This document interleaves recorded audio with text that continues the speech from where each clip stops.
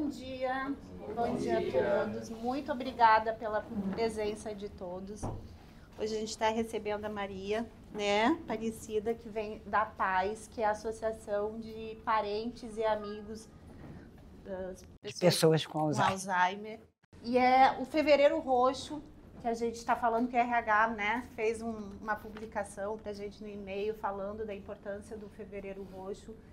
E a gente sabe que é o mês do Fevereiro Roxo, mas que o mês correto é o mês de setembro, né? Pra gente falar o mês sobre... mundial, né? É setembro. O nacional é agora em fevereiro e o mundial é em setembro. Mas mesmo assim é muito importante a gente falar, muito importante a gente procurar, né?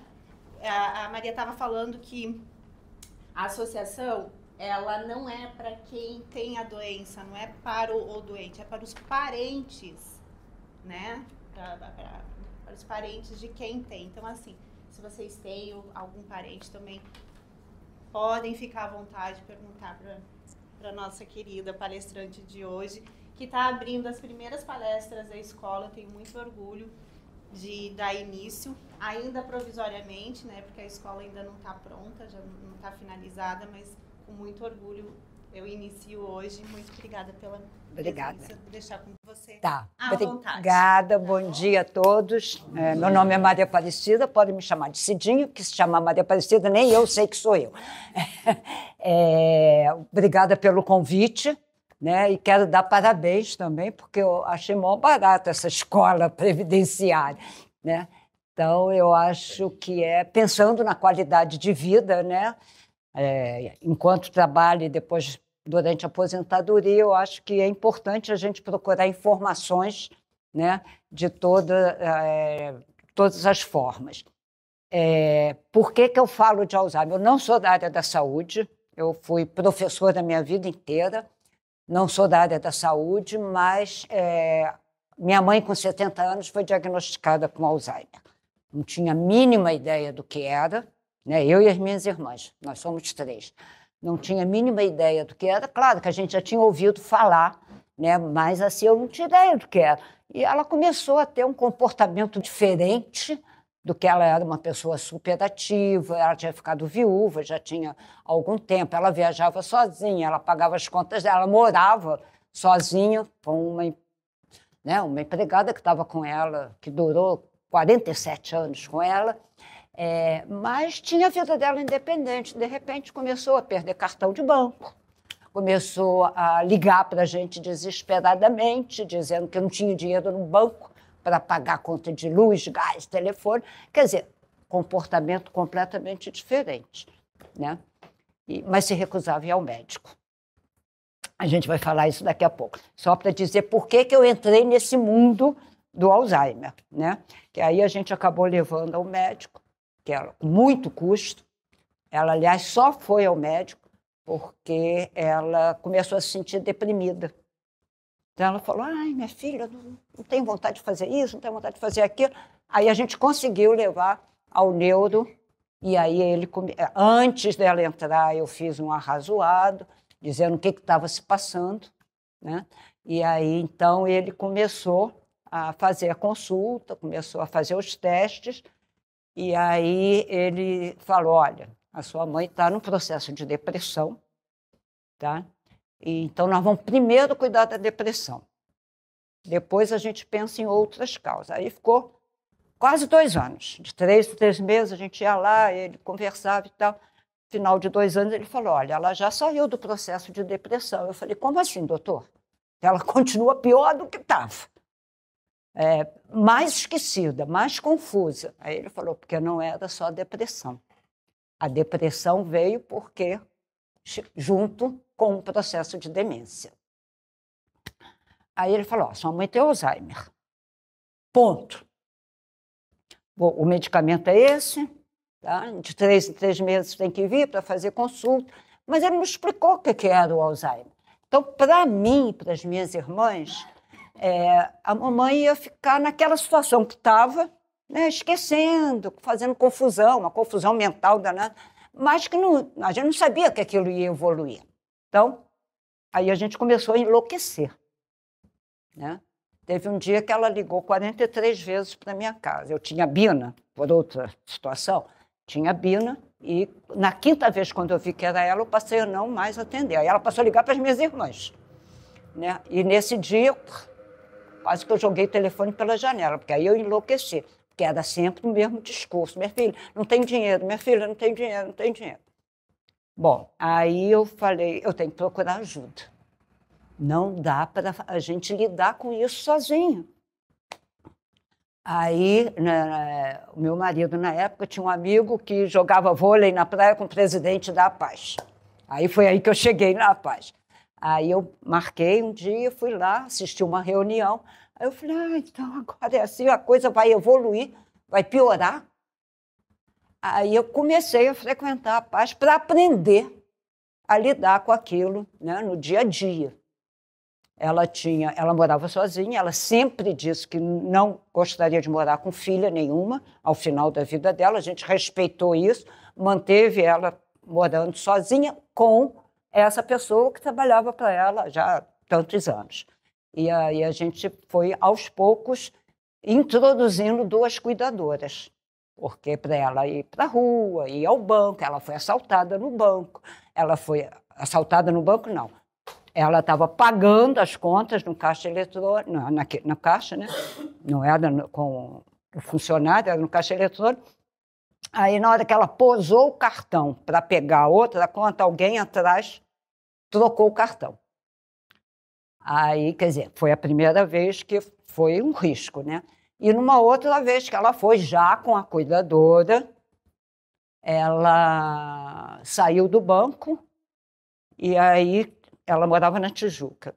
Quando ela chegou na porta do prédio dela, um cara de moto, 2 caras na moto, um saltou e disse, passa o dinheiro que você tirou do banco.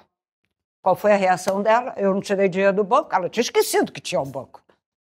Né? Então, você vê como é que é incoerente, né? Como é que é imprevisível o comportamento. Aí o cara com revólver, aí botou ela, a cuidadora e o porteiro dentro do elevador, e ela morava na cobertura. Então, ele ia fazer a festa, né? Até que o porteiro e a cuidadora falaram, dona Geralda, entrega o dinheiro. Ele falou, foram 300 reais que a senhora tirou. Aí ela abriu a bolsa, tirou, ele pegou e foi embora. Mas você vê o risco que é a gente não ter a informação. Então, primeira coisa, parabéns para vocês que estão aqui, porque se interessaram em pegar informações de um tema muito pesado. Nada vai ser leve, gente, mas vocês vão estar preparados. Então, primeira pergunta, alguém aqui tem algum parente ou já teve algum parente? Tá vendo? Então, vamos por parte. Vocês tiveram informações da doença? Que bom, porque às vezes a gente não acredita também, né? Existe uma coisa que se chama negacionismo. Né? Não, minha mãe ou meu pai está assim porque está velho. Gente, isso não faz parte do envelhecimento. Eu estou velho e estou aqui falando com vocês. Né? De vez em quando tem uns lapsos? Tem.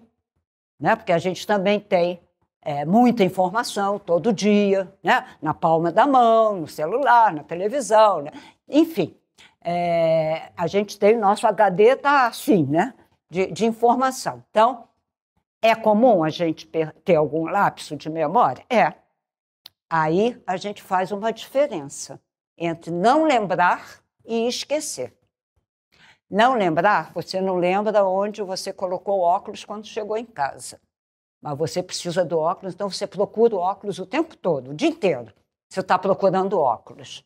Então você está lembrando que você precisa do óculos. Tá?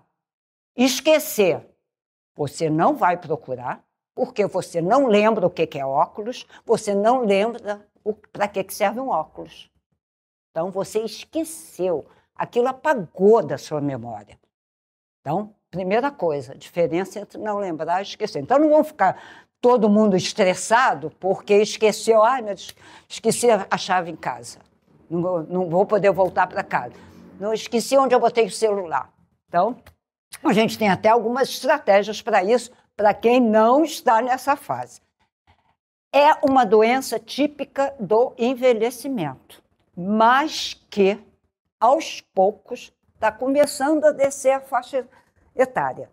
Que antes os médicos consideravam, a partir dos 65 anos, é o maior risco. Hoje em dia, você já tem gente com 50 e poucos anos começando a apresentar os sintomas. Então, quais são os sintomas? Então, vamos lá. A gente tem esse folheto aqui que diz os principais sinais. Tá? Não é para ninguém ficar numa neura, não, mas é só para ficar ligado.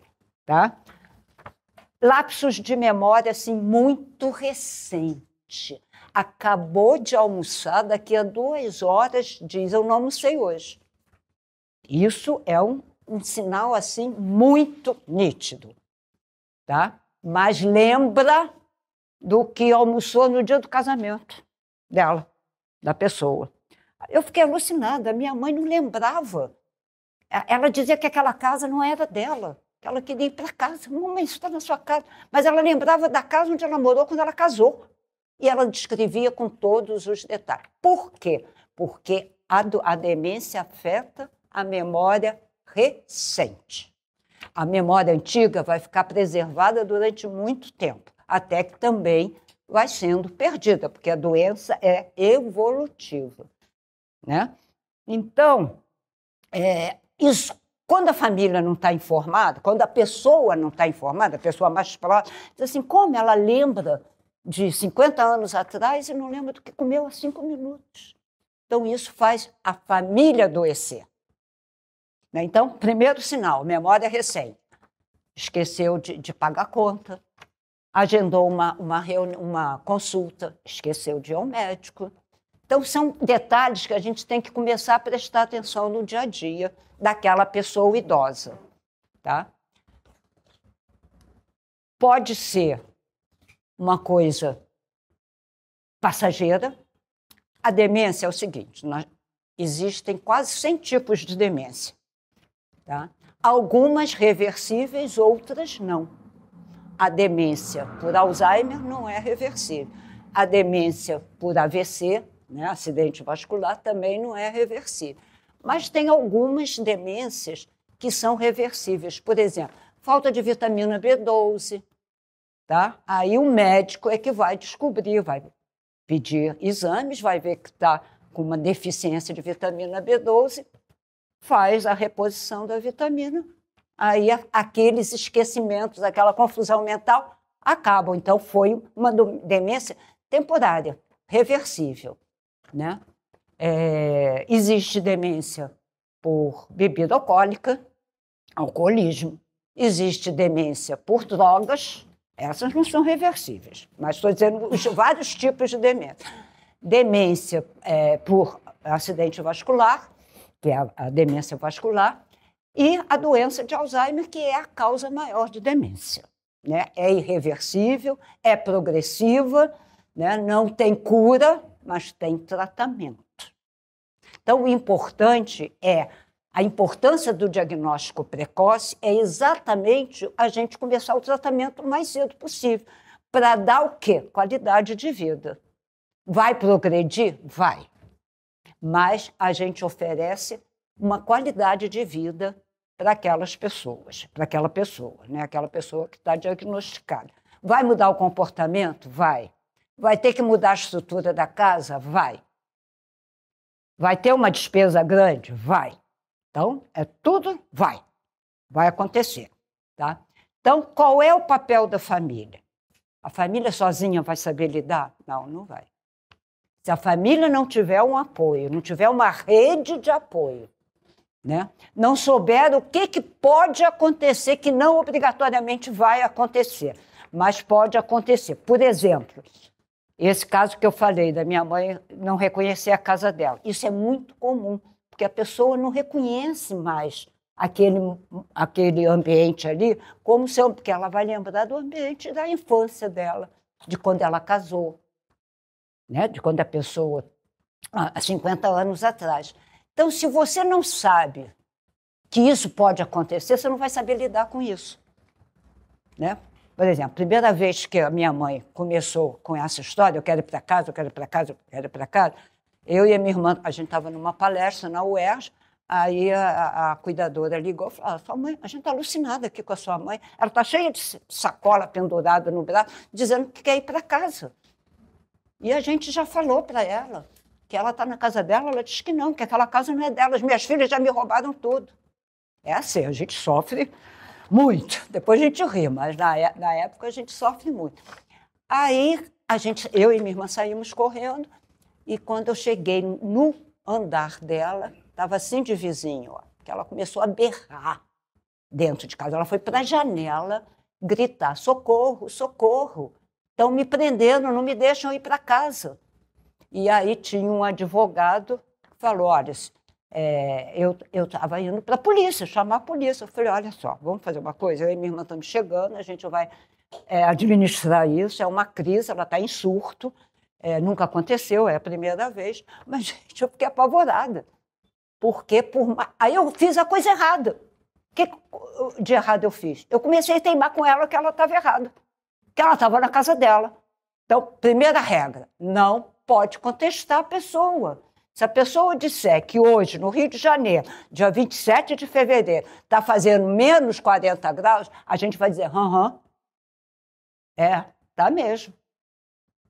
Ponto. Não pode questionar. Por quê? Porque a pessoa vai ver que ela está falhando. E aí ela pode entrar num surto. Então, quando a cuidadora falou para ela que ela estava na casa dela, ela já começou a entrar em surto. Quando eu cheguei lá, estava com isso aqui tudo roxo, de tanta raiva que ela queria ir para casa. Então, a gente passa por essas situações. Então, para isso, a gente precisa estar preparado. Então, quando eu digo que a paz que existe há 34 anos, a gente vai fazer 34 anos agora, em 1991 que foi fundado, ela muda a trajetória de vida daquela família quando a família recebe o diagnóstico. Porque se não tiver apoio, se não tiver informação, se não tiver capacitação para lidar com a situação, quem vai enlouquecer é a família. Quem vai adoecer mais é a família. Então, a gente tem casos de pessoas que tiveram infarto, cuidadores familiares, tiveram infarto, desenvolveram câncer, tiveram um AVC, porque não se frequentavam a paz, aí dizia, já aprendi tudo, nunca mais voltava. Aí a gente sabia que tinha morrido, porque não se preparou, nem psicologicamente. Nós temos 2 psicólogas que atendem 4 grupos de terapia de família, lá na Paz, é aqui pertinho, na Marechal Floriano. Então, a gente tem que se preparar. Quando você conhece o que pode acontecer, fica mais fácil de administrar. Quer dizer, desculpe, não fica mais fácil, fica menos difícil de você administrar aquela crise. Um outro sinal, a pessoa esquece de tomar banho. Não quer tomar banho. Eu tomei banho já hoje, tomou ontem. Mas adianta você dizer, você já tomou banho hoje? Não. Então, o que a gente sugere? Está na hora do banho. Já tomei banho.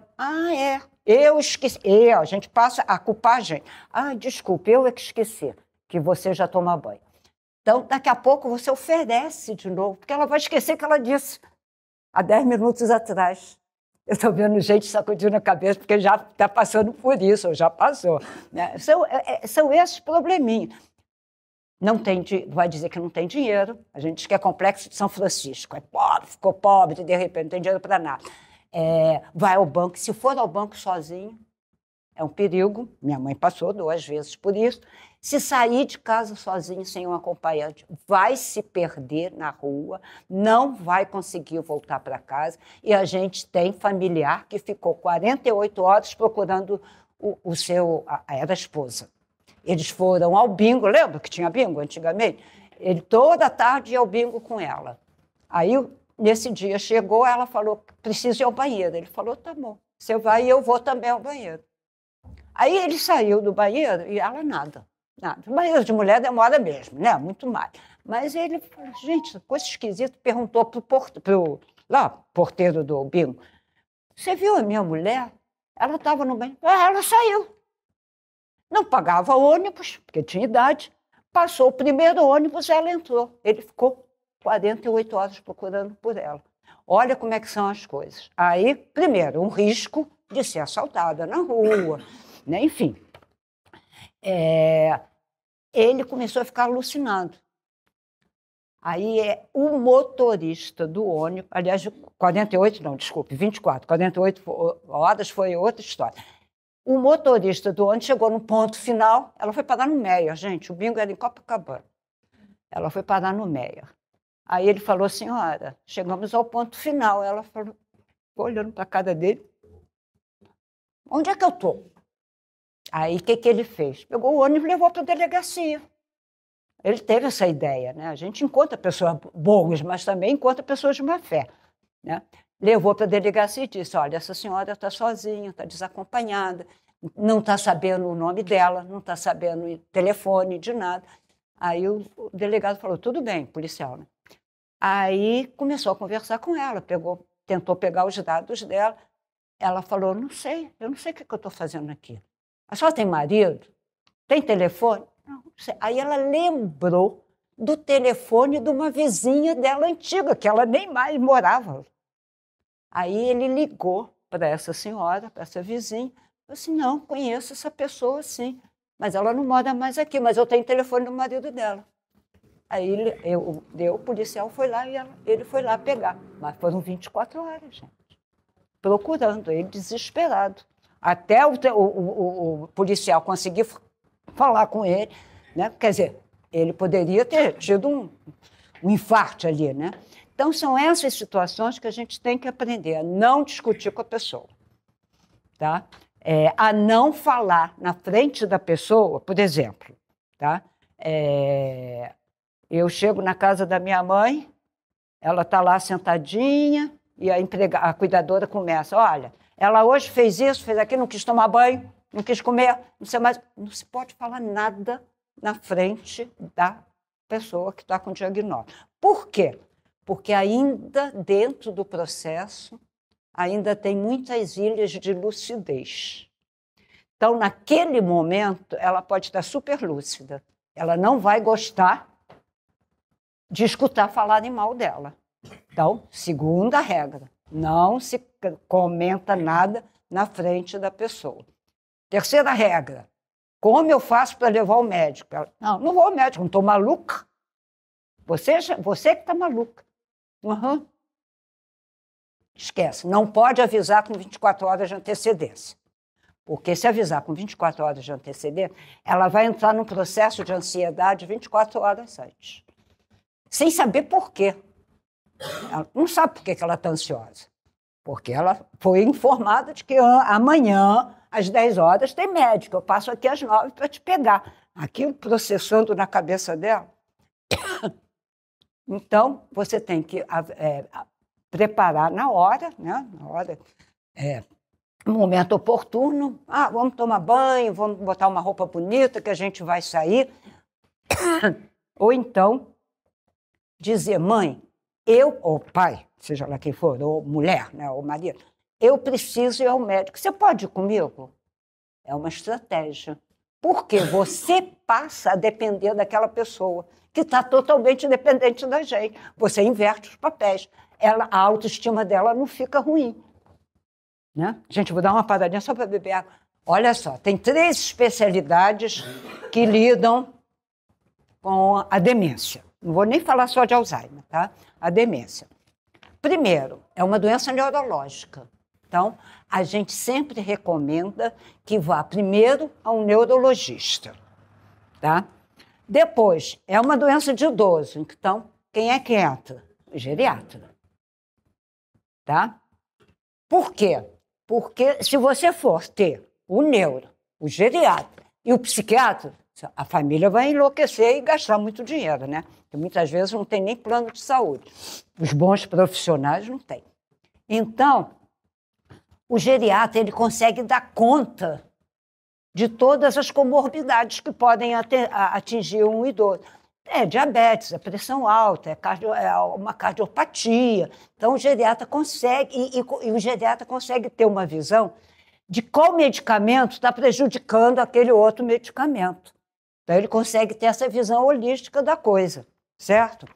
E o psiquiatra, que entenda de Alzheimer, é bom que se diga isso, que não é todo psiquiatra que conhece a fundo uma demência, tá? Ele vai entrar na hora que a pessoa não consegue dormir, que está agressiva, tá? Que está depressiva, porque às vezes o geriatra diz, olha, acho melhor consultar um psiquiatra, porque às vezes tem algum medicamento mais forte, uma coisa que vá dar conta da pessoa trocar a noite pelo dia, por exemplo. Tá? Então, primeiro é o neuro. Tá? Depois que tiver diagnosticada com tratamento, eu já vou falar do tratamento, com tratamento já iniciado, medicação, tudo, geralmente eles pedem para ir de 3 em 3 meses, que aí o médico faz uma avaliação também da parte cognitiva, e o psiquiatra entra quando tem esses surtos que a minha mãe teve. Aí tem que dar o remédio. Nesse dia, nesse primeiro dia da minha mãe, quando eu e a minha irmã chegamos lá, eu falei, gente, o que eu vou fazer? Já eram 9 horas da noite. Eu falei, eu não vou ligar para o médico agora. A mãe sempre teve um remédio em casa chamado Passiflorine.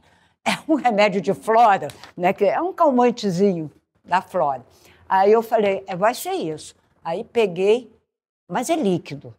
Ela estava com isso aqui trincada, de tão em surto que ela estava. Falei, não vai descer nada por aqui. Então, o que eu fiz? Peguei uma seringa, era líquido, enchi a seringa daquele Passiflorine, negócio marrom, é um líquido marrom, e fui colocando aqui. Minha mãe, abre a boca, olha, vai um remédio, não sei mais o quê. E ela foi, e eu fui injetando. Quando eu acabei, ela fez assim. Eu fiquei marrom dos pés à cabeça. Agora eu rio muito, mas na hora eu tinha vontade de voar. Então, aí, gente, eu tive que levar. Aí eu liguei para o plano de saúde dela, pedi a ambulância, e a ambulância veio, e foi muito interessante que o médico veio, eu falei assim para ele, olha, ela tem um diagnóstico de Alzheimer, ela está em surto. Aí ele tentou falar com ela com as sacolas penduradas aqui, gente, muito engraçado. Numa sacola tinha uma escova de dente, na outra tinha um pé de sapato, na outra tinha uma escova de cabelo. Tudo assim, você vê que a confusão mental. Aí ele falou, olha, ela não vai sair desse surto, a gente vai ter que levar para o hospital para dar um sossega-leão, porque aqui eu não tenho. Aí ele foi para outra sala ligar para o hospital para dizer, olha, estou encaminhando uma pessoa que tem Alzheimer. Gente, olha, quando eu digo que é a ilha de lucidez, que a gente não pode falar nada na frente. Ela lá na outra sala, ela gritou, eu não tenho Alzheimer. Palavrão? Coisa nenhuma. Eu já tive. Como nunca ninguém disse para ela essa palavra. Né? Então, vocês veem como eu digo, as pessoas às vezes querem me matar, eu digo que é uma doença fascinante. Você aprende muito quando você passa por esse processo. Não que todo mundo queira passar por isso, para aprender, mas você vira uma outra pessoa. Você se transforma numa outra pessoa, porque você aprende a olhar com outro olhar. Você, primeiro, não pode ter preconceito, não pode ter vergonha. Muita gente esconde seu familiar em casa por vergonha. Tá? Não pode negar, está ali na tua cara. Sabe? Então, você tem que procurar ajuda, e procurar ajuda não é vergonha nenhuma, muito pelo contrário. Né? Então, bom, voltando agora aos médicos. Tratamento. Não é uma consulta de uma vez só que vai ter o diagnóstico. Quando alguém sai da primeira consulta com diagnóstico, pode trocar de médico, porque esse não entende. Tá? Ele tem que pedir um exame de sangue completo para ver se está com deficiência de vitamina B12, para ver se tem sífilis, que também dá demência. Né? Ele tem que fazer um diagnóstico, não, um relatório, fuma, bebe, não sei mais o quê, completo, e aí ele vai pedir exame de imagem, que é a ressonância. Tá? A imagem, na imagem vai dizer Alzheimer, como tem o acidente vascular, fica a marquinha, né? Fica lá a cicatriz. Não, mas o médico vai interpretar aquela imagem e vai 99% com certeza dizer que pode ser Alzheimer. Ninguém, médico nenhum, assina um atestado de que é Alzheimer, porque só pode ser realmente constatado com necrópsia. Depois da morte, faz exame no cérebro, aí vai ver que estava tudo atrofiado. Entendeu? Então, sugere-se que seja uma demência. Se for vascular, é mais fácil de diagnosticar, né? Porque tem as marquinhas. Agora, e como tem vários tipos de demência, se não for um médico especialista em demência, ele não vai saber diferenciar uma demência de outra. E o tratamento é uma muito tênue, é uma linha muito tênue, mas tem diferença no tratamento. E como é que é o tratamento? Bom, vou falar para o Alzheimer, tá? Você tem três substâncias, tá? Galantamina, rivastigmina e dopamina. São as três que o médico vai receitar, ou uma, ou outra. Não pode, as três juntas não funcionam. Não é assim, é uma delas. Essas três substâncias são distribuídas pelo SUS, tá? São carésimas, R$ 400 por mês e não dura 30 dias, tá? Não dura 30 dias, são 28 comprimidos, eu acho. Mas o SUS distribui. Então, isso é uma informação que muita gente não sabe, tá? Existe uma quarta substância, que é a memantina. Essa é barata. Nada é barato, só o marido da barata. Mas é acessível, pelo menos. Mas é para uma outra fase. Todos eles, as quatro substâncias, e tem muita pesquisa no mundo inteiro, tá? Não são para acabar com a demência. Não existe. Ela não tem cura. Né? Não tem cura porque não se sabe exatamente a causa. Né? Então, mas esses medicamentos são para lentificar o processo. Em vez de ir ladeira abaixo, né, durar 1 ano, 2 anos, a minha mãe durou 15. A gente tem gente lá na associação há 20 anos com familiar. Por quê? Porque é bem tratado, porque a família está bem informada, a família está bem apoiada psicologicamente, com a terapia. Então, você vai dando qualidade de vida. Tá? Então, esse aqui não é distribuído pelo SUS, só essas três aqui. Mas esse aqui, a memantina, pode ser combinado com uma dessas substâncias. Tá? Então, mas como é que eu vou saber? O médico vai dizer, olha, eu vou sugerir a rivastigmina. Tá? Aí você tem o direito de perguntar, mas o que é? Quais são os efeitos colaterais? E tem. Agora, está começando, já tem um dessas substâncias, já tem o adesivo. Tá? Então, o adesivo, o que acontece? O medicamento, a droga, que é uma droga pesada, não passa pelo processo digestivo. Então, não tira o apetite, não deixa a pessoa emagrecer, porque não vai atingir a parte digestiva. O adesivo vai direto para o sangue. Então, não passa por aqui. Os outros, todos eles passam, comprimido. Tá? Então, tem custo-benefício. Então, o médico vai dizer, quero ele. Não está se dando bem, então troca. Então, a família tem todo o direito de questionar o médico, gente. Tá? E de trocar de médico, se não gostar. O primeiro médico que a minha mãe foi, ele disse na cara dela, a senhora tem Alzheimer. Ela falou, nunca mais volto nesse médico. Vai fazer o quê? Aí a gente foi para... Não foi... Primeiro, foi o neurologista, foi depois do neurologista. Eu quis escutar a opinião de um outro médico. Ela falou, nunca mais volto nesse médico. Você não dá. É questionável? O paciente tem o direito de saber. Isso é uma questão que surge em tudo quanto é reunião. Mas eu não quero que fale com a minha mãe ou com meu pai, ou seja lá quem for, que ele tem essa doença. Você tem que respeitar. Às vezes a pessoa está muito lúcida ainda e a pessoa... Doutor, eu tenho Alzheimer. O doutor vai dizer o quê? Não tem? Tem. Ele dá o direito de se preparar né, para um futuro complicado, em que ele vai ficar dependente, não vai poder não vai poder ter dinheiro na mão, não vai poder fazer isso, não vai poder fazer aquilo. Mas nem sempre o dizer vai facilitar a vida daquela família. Então, isso é muito questionável, tá? A minha mãe, a gente nunca disse para minha mãe. Os remédios eram todos, mamãe, não. Como minha mãe tinha problema de coluna, vivia tomando Novalgina. Não, mamãe, isso aqui é um novo tipo de Novalgina. Aí ela tomava numa boa, entendeu? Porque não tinha o adesivo ainda, tá? Mas todos eles dão essa... Fora disso, tratamento ideal. É só medicação? Não. Você tem as terapias alternativas que vão ajudar. Primeiro, fisioterapia. É importantíssimo.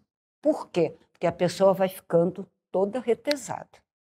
Pode acabar em cima da cama, numa posição fetal, tá? O que dificulta o cuidado. Tá? A minha mãe não chegou nessa fase, graças a Deus.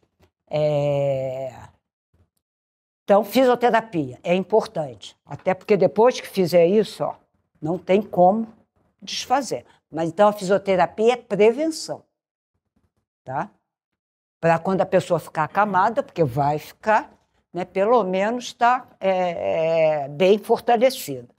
Fonoaudiologia. Ué, Cidinha, por que fonoaudiologia? Porque isso aqui, os músculos vão cedendo. E aí a pessoa passa a não deglutir direito. Então, leva a a comida, em vez de descer, vai para o pulmão. Tá? Broncoaspiração. Quais são as tendências para a pessoa ter uma demência? Pessoa que não teve uma educação formal rica. Rica, que eu digo não é rica de dinheiro. Fez, vou dizer antigamente, primário, ginásio, científico e uma faculdade ou um mestrado, entendeu? Tem uma reserva cognitiva grande. Então, quem tem uma reserva cognitiva grande tem uma proteção maior. Mas o Reagan era presidente dos Estados Unidos e teve Alzheimer. Gente, eu sempre digo que prevenção é que nem cinto de segurança. Protege, mas não garante. Mas é uma prevenção. É muito mais positivo do que negativo. Né? Então, tem reserva cognitiva, sim. Então, já é um fator de proteção. Tá? Fatores de risco. Sedentarismo. Quem não faz musculação, quem não faz atividade física, tem uma tendência, é um fator de risco grande. Tá? Não ter uma vida assim isolada, isolamento social. Tá? Também, você não troca ideia com outras pessoas, você não tem um grupo, você não vai ao cinema, você não lê um livro. Tá? Então, isso é um fator de risco. A alimentação é a principal. Atividade física, alimentação e convivência social. Alimentação, você evitar. Por quê? Porque o AVC, o que é o AVC? É muito sal. O que é o diabetes? Porque tem demência por diabetes também. Muito açúcar. Né? Então, você ter uma alimentação balanceada. Tá? Então, a outra fatores de risco. Alimentação, isolamento, atividade física. E ter uma ocupação.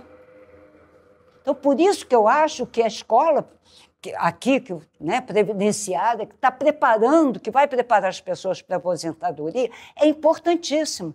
Por que muitas pessoas demenciam logo depois da aposentadoria? Porque não se prepararam. Porque chegou o dia da aposentadoria, vestiu o pijama ou a camisola e se enfurnou dentro de casa, na televisão, o tempo todo. Então, o que se sugere? Né? Se aposentou, primeiro, você tem que se preparar para a aposentadoria.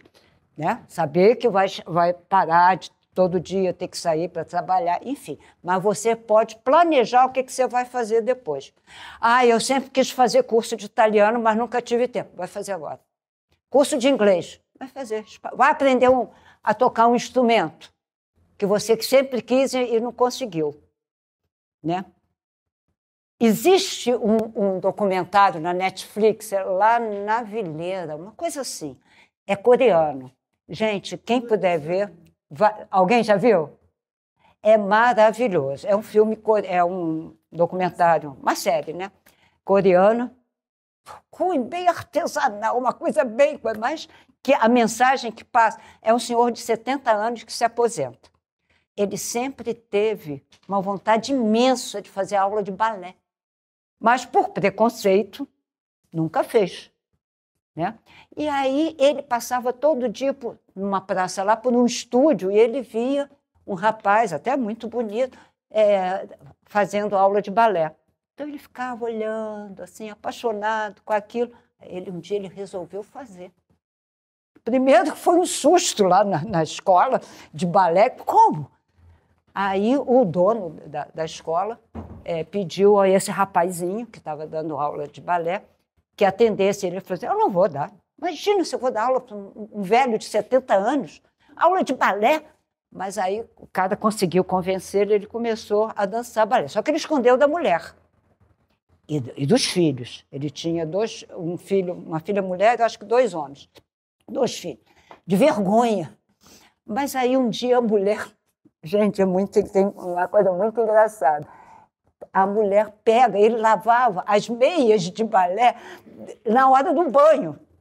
E aí um dia ele saiu e esqueceu de levar lá para fora as meias, a mulher pegou e o que é isso? Aí foi um escândalo na família, né? O filho não aceitava, a filha aceitava. O outro filho não aceitava, o outro não queria saber. Enfim, ele fez depois que se aposentou, o que ele queria fazer. Mas ele até demorou muito. Por quê? Ele e esse rapazinho acabam se tornando grandes amigos. E um dia esse rapazinho começou a perceber alguma coisa estranha com ele. Aí um dia ele resolveu seguir ele até em casa. Aí ele olhou, o senhor parou no meio da praça e ficou perdido, não sabia onde é que estava. Aí ele fingiu que encontrou com ele por acaso. Oi, seu fulano, né? Estava passando por aqui, oi, está indo para casa? Vou acompanhá-lo até em casa. Ele estava com Alzheimer. Olha que coisa. Gente, eu fico arrepiado, porque eu não tinha ideia de que ia acontecer isso no documentário, na série, né? Então é muito interessante, porque dá uma visão assim, muito grande da... Eu acho que é Na Vileira. Mas é só botar filme coreano... Eu acho que é Na Vileira, né? Na Vileira quer dizer, eu acho que é mariposa, uma coisa assim em espanhol. Mas é muito interessante. Vale a pena, porque é assim, a preparação para a aposentadoria, né, que ele acabou fazendo o que ele sempre quis, mas ele passou pelo estresse de ter que fazer escondido, de ser maltratado pela família, né? Esse filho machão era realmente muito grosseiro com ele. Mas fica a sugestão. Outras sugestões. Tem um filme que se chama Para Sempre Alice, tá? Que também é muito interessante, porque aborda um caso de demência que essa é hereditária mesmo, porque é a demência precoce, aos 50 anos. Tá? Quando tem alguém com 50 anos diagnosticada, a família inteira tem que fazer um teste, porque é uma coisa de um gene que faz uma transmutação e que aí vai passar para os descendentes.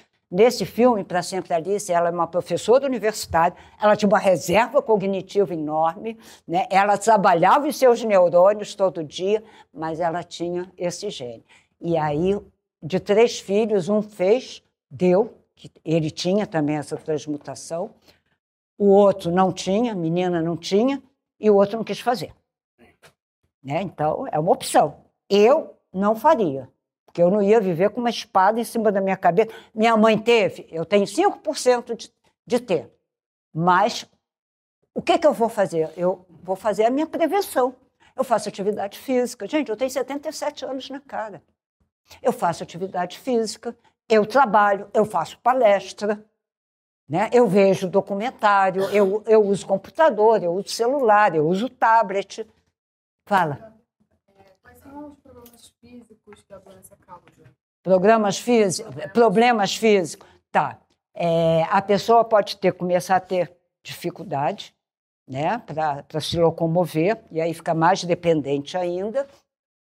Se não fizer atividade física, não fizer musculação, fisioterapia, vai começando a ficar assim, todo encolhido. Mas isso é por conta da velhice ou por conta... Não, por causa da doença. Por causa da doença. Ih, não pode vir para cá, esqueci.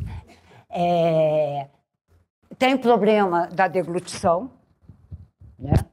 E tem o problema também de você ter, por exemplo, uma infecção urinária e você não saber dizer. Então, pode se transformar até num problema, numa infecção maior, generalizada. Então, por isso que a gente tem que estar muito atenta a todos esses detalhes.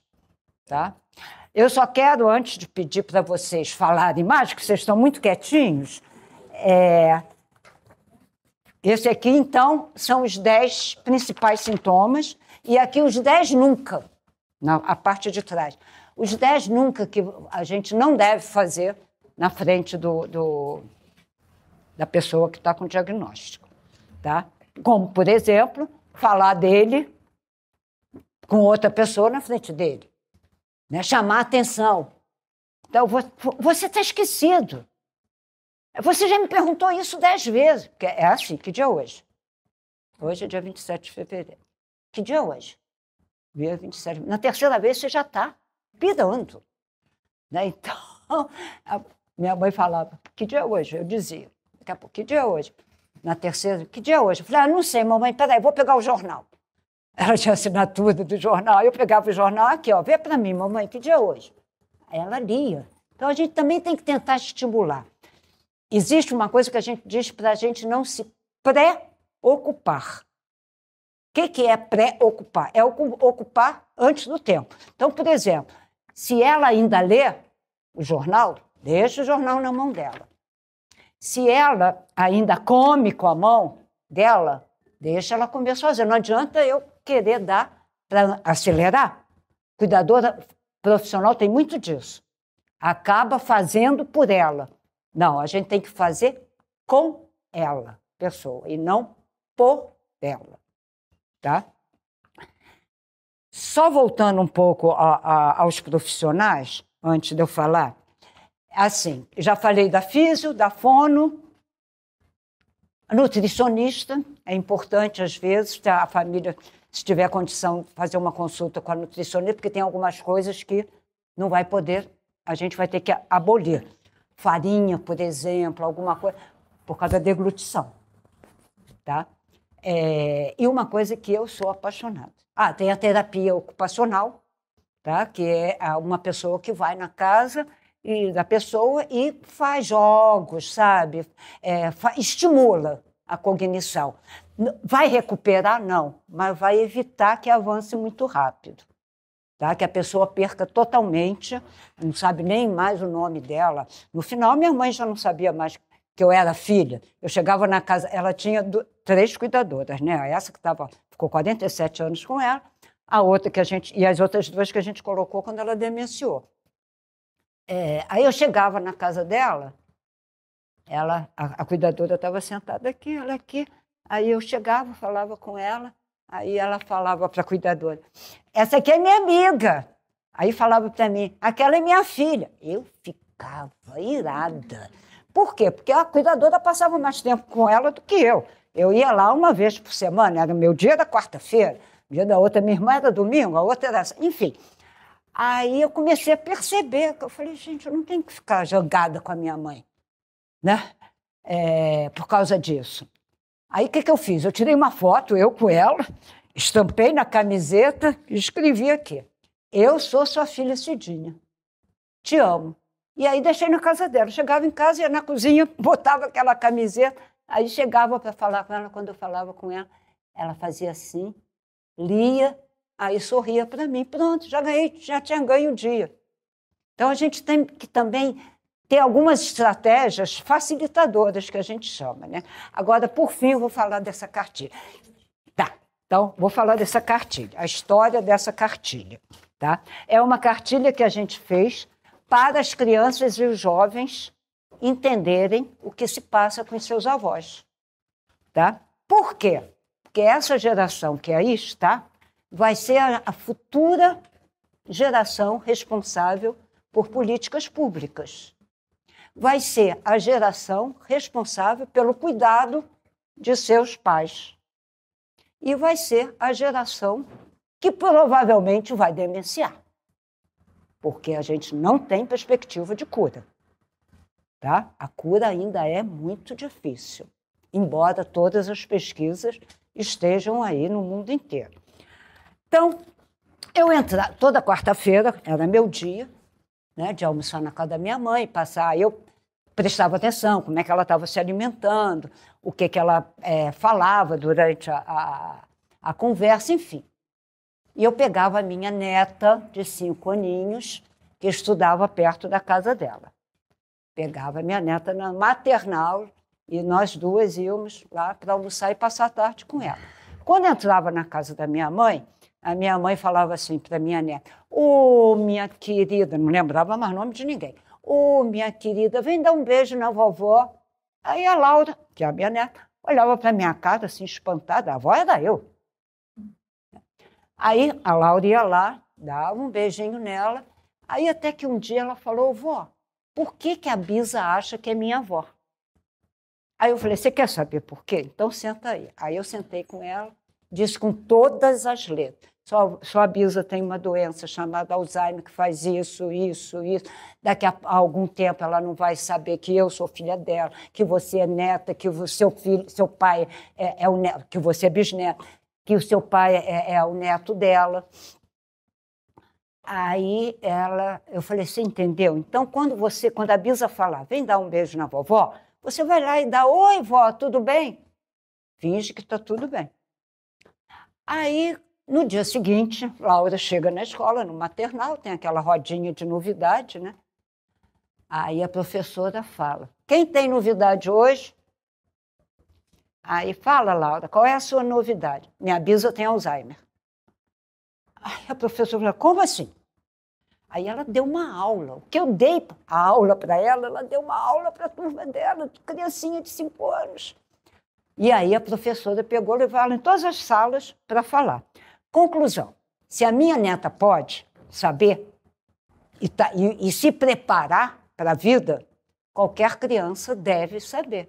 Porque o que acontece hoje em dia? Você tem 3 gerações morando no mesmo ambiente. Os avós, os pais e os netos. Né? Os pais saem para trabalhar, o neto vai para a escola. Mas quem vai pegar o neto na escola, quem vai levar para a aula disso, para a natação, para a pracinha, é o avô ou a avó. Quem vai sair com o cachorro, o avô ou a avó. E aí começa. Vovó esqueceu de me pegar na escola hoje. Vovó esqueceu de sair com o cachorro, ou vovô. Vovô não foi ao banco, ou foi ao banco e demorou. Aí, se a criança estiver preparada para ficar ligada nesses sinais, vai dizer: pai, mãe, olha só, vovó está ficando esquisito, leva um médico. Aí eu falei: vou fazer uma cartilha. Aí eu fiz uma cartilha, quer dizer, eu fiz, eu tive a ideia e a Paz fez uma cartilha explicando, até tem o nome dela, Laura. Laura hoje está com 25 anos, já me deu uma bisneta, e não mora no Brasil, mora na Inglaterra. Mas qual é a profissão dela? Cuidadora de idosos com Alzheimer. Então, eu cumpri minha missão como cidadã, como avó. Né? Então, eu acho que a intenção é essa. Agora, essa cartilha, embora seja voltada para as crianças, o vocabulário é muito simples, então os adultos gostam. E a gente bota isso na Porta da Paz, a gente tem aquele aramado, a gente bota esses panfletos lá, isso sai assim, de montão, entendeu? Porque é uma coisa fácil até de você guardar na bolsa. Uma vez teve um ano aí que, em setembro, a gente fez panfletagem no metrô. Foi até o final lá, qual é a última estação? Sei lá. Foi... Hã? Não, lá embaixo. Foi e voltou distribuindo coisa. Aí, no final, depois a gente até tirou uma foto. Aí você olhava, estava todo mundo assim no metrô olhando. Foi mó barato. Foi uma experiência muito boa. É associado de uma associação ibero-americana e a internacional, a ADI, que a sede é em Londres. São mais de quase 100 associações no mundo inteiro filiadas à ADI. Nos congressos da ADI e nos congressos, que todo ano tem, da AIB, tem sempre uma mesa com o paciente falando. Tá? Só que, e lá na ADI tinha gente até que tinha diagnóstico trabalhando na ADI. Então, é o lugar de fala da pessoa. Mas o que acontece? Não é uma coisa que tenha continuidade, porque a pessoa tem que estar numa fase muito inicial e tem mais, a pessoa tem que querer falar que ela tem aquela doença. Agora, a APAS não lida com o paciente porque a gente não é da área da saúde. Todos nós, dirigentes, somos familiares ou ex-familiares. Então, a gente cuida do familiar. E por quê? Porque do paciente cuida o médico. Tá? O familiar não tem espaço na rede pública. Você não tem um acolhimento de familiar. A gente tem 5 centros de referência de demência aqui no Rio de Janeiro. Tá? Hospital dos Servidores do Estado, né? Aqui, na Sacadura Cabral. Hospital Clementino Fraga, que é da UFRJ, tá? Que é na Ilha do Governador. Hospital Pedro Ernesto, que é da UERJ. O Centro da Doença de Alzheimer, CDA, que é do Instituto de Psiquiatria da UFRJ, ali em Botafogo. E eu sempre esqueço o nome desse, o de Niterói, Antônio Pedro, é aqui de Vila Isabel, não sei que lá, Pedro, tá? Que é da UF. Que é da UF. Então, esses centros de referência, eles são especializados em demência, principalmente Alzheimer, mas não tem o acolhimento do familiar. Às vezes tem médico, e isso eu falo com a maior tranquilidade, porque eu falo para os médicos, que nem olham para a cara do familiar. Se o familiar abrir a boca, e a gente já teve essa queixa, o médico fala assim, meu paciente é ele, não é você. Musicoterapia, gente, a música faz milagres. Faz milagres. Eu vivenciei isso com a minha mãe, a questão da música, era a hora que acalmava, tá? E porque é uma coisa prazerosa. Não é uma coisa que... A minha mãe chegava, o fisioterapeuta lá, minha mãe não queria fazer nada. A musicoterapia chegava, era uma maravilha. Entendeu? Então, a gente tem que lançar a mão dessas coisas. Agora, isso não está escrito em lugar nenhum. O médico não vai dizer isso na consulta, porque, né, ele tem que se dedicar ali ao tratamento, ao remédio, a fazer uma avaliação de 3 em 3 meses. Por isso que as associações são importantes. Né? Há pouco tempo, a gente recebeu um casal, e só para terminar, Marlene, o nome dela, uma senhora, uma graça, professora, aí a gente começou a conversar, não sei mais o quê. Aí eu falei para o marido dela, que estava com ela, eu falei, mas e aí, por que vocês vieram procurar a gente? Ela falou, porque eu estou diagnosticada com Alzheimer.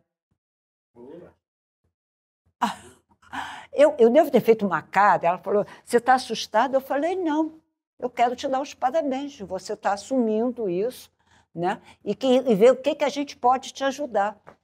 Né? Então, realmente é muito complicado, até porque a maior dificuldade que a gente tem para fazer uma gravação, ou para TV, ou para um documentário, é conseguir um personagem que esteja diagnosticado. Porque, primeiro, a família esconde, não quer aparecer. A minha mãe cansou de fazer documentário para a Globo News, porque a gente não tinha a mínima vergonha.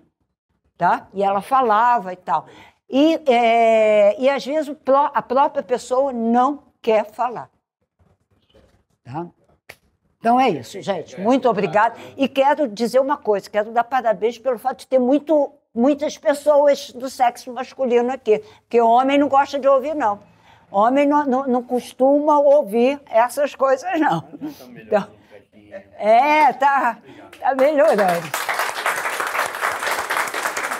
Parabéns a vocês, tá? E a gente está lá à disposição na Avenida Marechal Floriano, 65. Uma casa azul bem grande. Pode ir lá, a gente está lá.